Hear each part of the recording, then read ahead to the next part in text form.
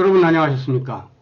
오늘은 한중일 가치관 차이에 대해서 그것이 어떻게 해서 형성됐나 하는 말씀을 드리겠습니다. 사람의 모든 결정은 가치관에 의해서 합니다.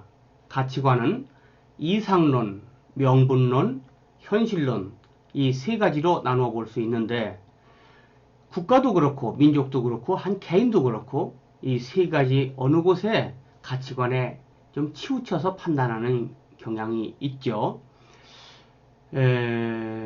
자, 우리는 좀 명분론적인 선택을 하는 적이 많은 것 같고, 일본은 현실론적인 선택을 하는 경우가 많은 것 같습니다. 그것에 의해서 역사가 영향을 받게 되는 거죠. 자, 그러나 어쨌든 한중일인 모두 그 시원은 동남아의 순다 열도에서 기원했다. 이런 말씀을 드렸습니다. 이 안에서 수만 년 동안 결혼을 하는 겁니다. 그래서 그런 근거리 결혼에 의해서 모든 포유동물은 4km 이내 이성과 결혼하게 되어 있습니다. 그래서 여기서는 채취 생활을 하면서 수만 년을 살았기 때문에 채취형 형질이 강화가 됩니다. 채취형 형질이 뭐냐 하면은 시각은 왼쪽 눈을 주로 쓰는 겁니다. 그리고 근거리에 가까운 거리에 있는 부분을 보는 그런 것이 발달하게 됩니다. 물론 다른 것도 다 보죠. 그렇지만 이런 부분을 쓰는 것이 더 횟수가 많고 그래서 발달하게 된다 그 말입니다. 청각은 음색을 판별하는 능력이 발달하게 됩니다. 촉각은 피부 촉각, 견과류를 잡아야 되니까 작은 견과류를 잡아야 되니까 작은 것들을 잘 구별할 수 있는 이런 피부 감각이 발달하게 됩니다. 미각은 재료미, 그 재료 각각의 재료가 가진 식물이 가진 미각을 잘 판별할 수 있는 능력이 발달하게 되겠죠. 근육은 소근육을 많이 쓰게 됩니다. 그리고 이때 여기서 살던 환경은 먹을 것은 비록 크기는 작지만 많이 있습니다. 그렇기 때문에 소유 개념이 특별히 발달하지 않습니다. 그런 상태의 사람들이 여기서 살고 있었던 겁니다. 이런 사람들이 이제 아시아 각지로 퍼져들게 되는 거죠. 그 중에 먼저 올라온 곳이 동북아시아에 있는 사람들이고 우리가 이 유전자를 많이 받은 거죠.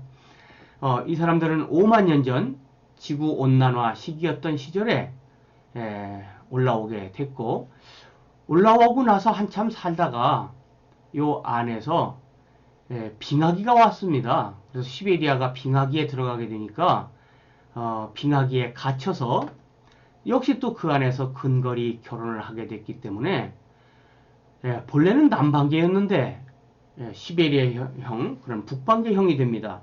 자기들끼리 결혼해서 형질 강화가 일어나는 거죠. 그러나 이미 남쪽에서 가지고 왔던 북상할 때 가지고 왔던 아프리카적인 요소, 순다 열도적인 요소는 많이 남겨놓고 있습니다. 그리고 소유 개념이 아직 발달하지 않은 것 이것도 그대로 남아있게 됐습니다. 왜 그러냐면 여기 올라온 사람들은 가족이 올라왔기 때문에 가족들이 특별히 네 것 내 것을 가릴 필요가 특별히 없는 생활을 계속 했던 거죠. 그래서 소유 개념이 발달하지 않은 이런 사람들이 빙하기를 맞아서 또 북반계가 돼서 그러니까 남반계도 있고 북반계도 있고 소유 개념은 덜 발달하고 이런 사람들이 살게 된 거고 이분들이 내려와서 우리 한국 한반도에 영향을 많이 미치고 우리 한국인의 그런 형질에 영향을 많이 미쳤기 때문에 우리 한국인들은 이런 영향을 많이 받고 있는 겁니다. 그 다음에 이제 중국은 이제 어떤 경우냐면 중국은 맨 마지막에 올라온 사람들이죠. 맨 마지막까지 순다 열도에 있었기 때문에 부분시가 강화됩니다. 채취 생활에 의해서 시야는 넓어지지 않습니다. 소근육 사용 능력이 계속 더 발달하게 됩니다. 형질 강화가 더 강하게 일어나는 거죠. 그리고 그 안에 있을 때는 여기서 오래 살면서 여러 환경 변화가 있었기 때문에 또 식료품이 모자라는 경우도 있었죠. 이런 일로 인해서 또 인지가 발달하고 이렇게 함에 따라서 생산 기술이 발달하게 됩니다. 생산 기술이 발달하면 소유권을 주장하려는 마음이 생깁니다. 예, 그래서 소유 개념이 생기게 됩니다. 지금도 미개 민족들 사이에서 채취한 물건은 그 구성원들이 모두 같이 나눕니다. 집에 돌아와서, 동네 돌아와서.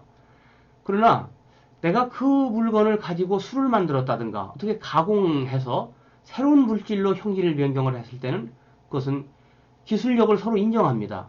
그것이 바로 소유 개념인 거죠. 이런 소유 개념이 발상함에 따라서 좁은 시야의 사람들이 실리론을 갖게 되니까 상당히 이제 이기적인 마음이 생기게 된 거죠. 또 부분시가 강화되니까 명사가 분화가 됩니다.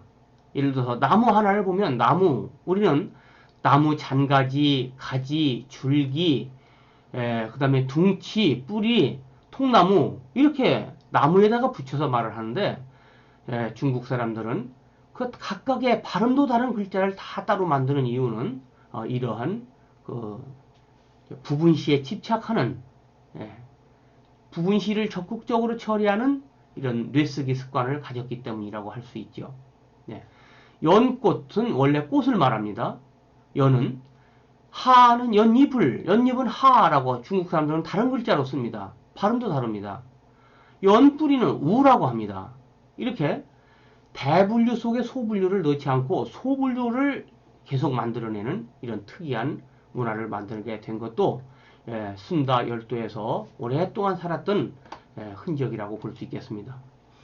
자, 일본도 역시 남방계가 먼저 일본 열도로 들어갔는데 들어가고 나서 10,000년 전부터 섬으로 고립이 됐죠. 그래서 1만 년 동안 자기들끼리 결혼하니까 역시 세대 누적에 의한 그런 형질 강화가 일어났는데 그것이 촉각적으로 조금 강하게 일어난 것 같아요. 그래서 이렇게 잉카의 면도날도 들어가지 않을 것 같은 이런 석벽 이런 걸 만든 그런 기술이나 그런 집념이 오키나와에도 있습니다. 이런 오키나와의 이런 일반 주택의 블로크담인데 이렇게 교묘하게 이렇게 짜서 우리하고 담 쌓는 법이 다르죠.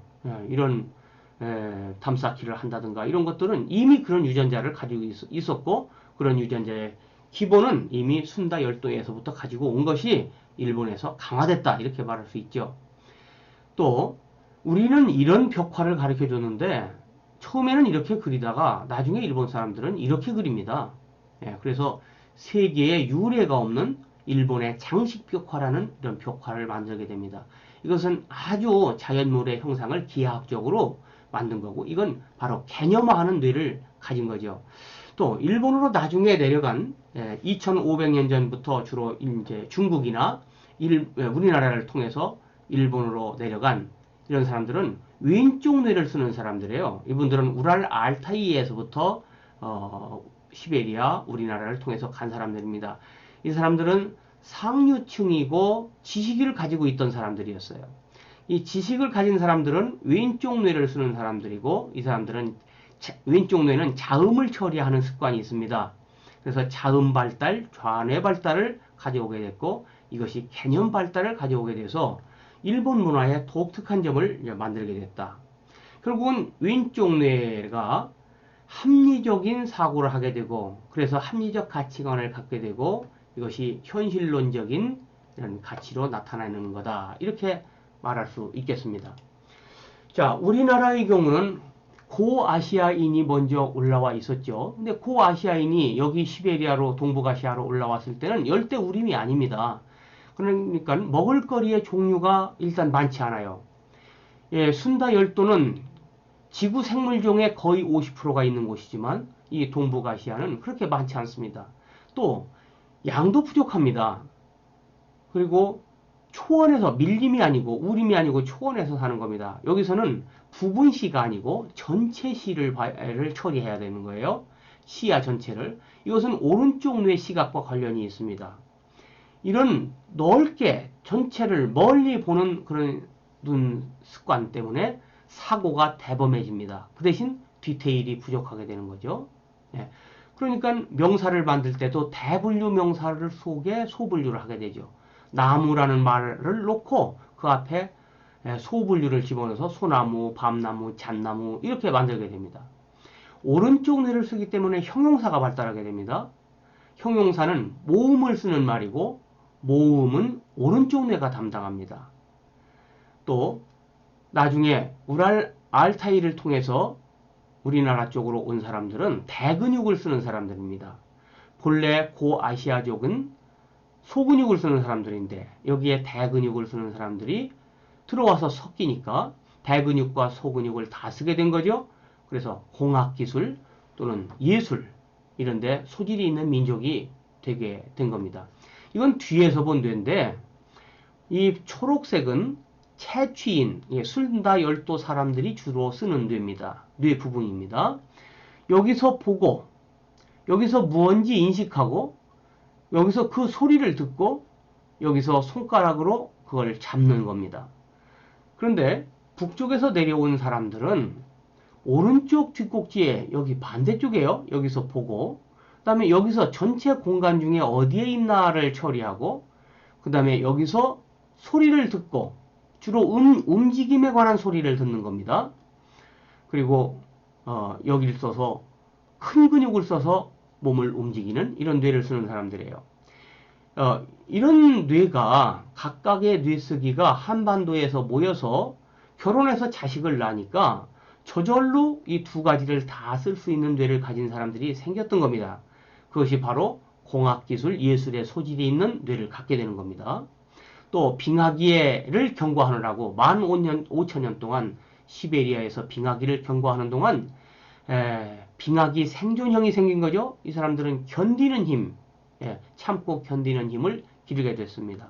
이것이 결국은 명분론적인 가치를 발달시키게 되고 이 명분론이 바로 성리학과 관련이 깊기 때문에 성리학을 발달시키게 되고 그래서 우리가 세계 역사에 유례가 없는 독립운동을 그렇게 철저하게 하고 국난을 극복하는 이런 힘을 갖게 된 거라 이렇게 말할 수 있습니다.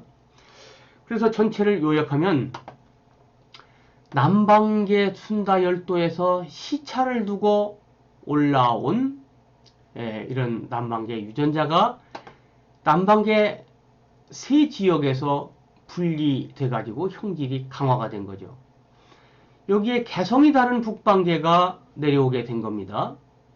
그래서 요 세 부분으로 나뉘어감에 따라서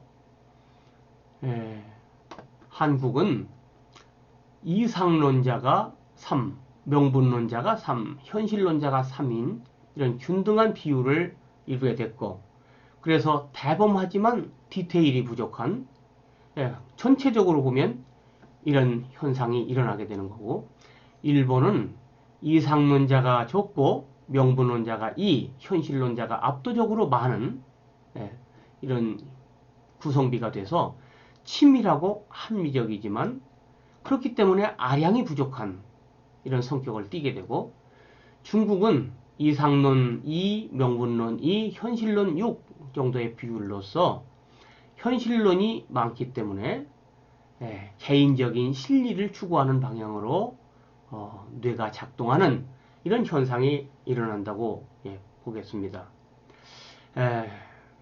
가치관이 우리의 결정에 작용한다고 볼 때 한중일의 역사가 어떻게 달라지는지는 우리의 가치관에 의한 선택이었다. 이렇게 바라볼 때 그 가치관도 우리의 변화하지 않는 요소, 형질적인 것과도 상관이 있을 것 같다는 말씀을 드렸고 이런 관점에서 우리를 객관화해보는 것도 의미가 있다는 생각입니다. 다음 시간에 뵙겠습니다.